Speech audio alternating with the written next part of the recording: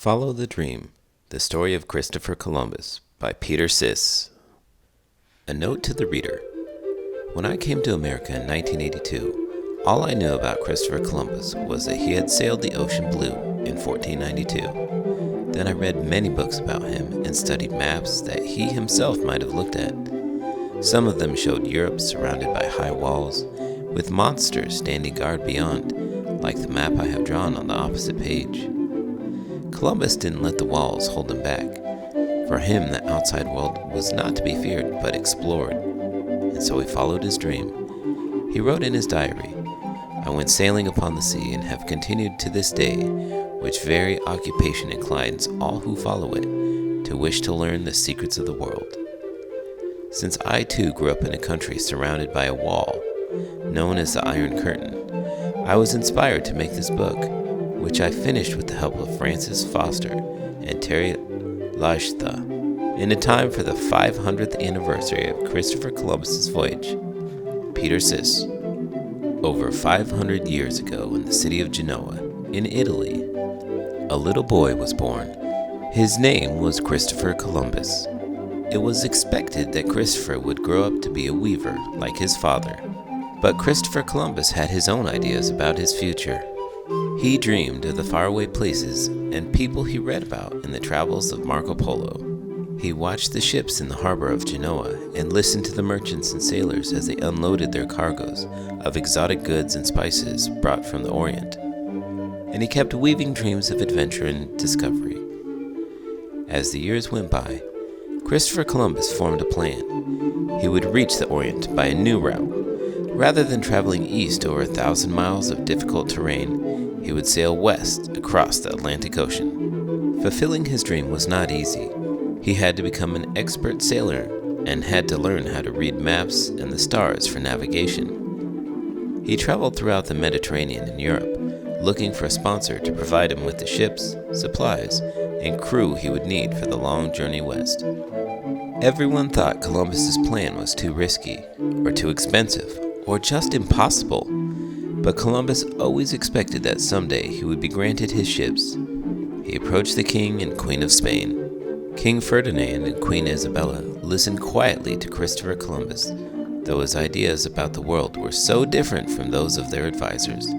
They told him no. Columbus had a second audience with the King and Queen, but it went no better than the first. His proposal to find a new trade route to the Orient by sailing west was rejected once more. 6 years later, Christopher Columbus was still the only one to believe that land lay to the west, across the ocean, and that riches would be found there. But now Queen Isabella was intrigued. She offered the king her jewels as a token of her faith in Columbus's plan. Persuaded by his wife's conviction, the king decided to take a chance. He would provide Christopher Columbus with 3 ships and a crew of 90 men. The ships were stocked with food and water and goods for trading. 6 months later, on August 3rd, 1492, the Nina, the Pinta, and the Santa Maria set sail from Palos, Spain. The 3 ships headed west, taking advantage of the trade winds, which Columbus hoped would carry them directly to their destination. The sea was calm, and at first it seemed the journey would be easy. But from the beginning the crew was uneasy.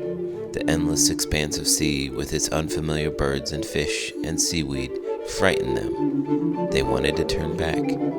Columbus was determined to keep sailing west. In his cabin on the Santa Maria, Columbus kept the record of the voyage in the ship's log, but he actually kept 2 logs. In one, he shortened the distances to reassure the rebellious crew. Day after day, through all kinds of weather, the 3 ships continued on their westward course.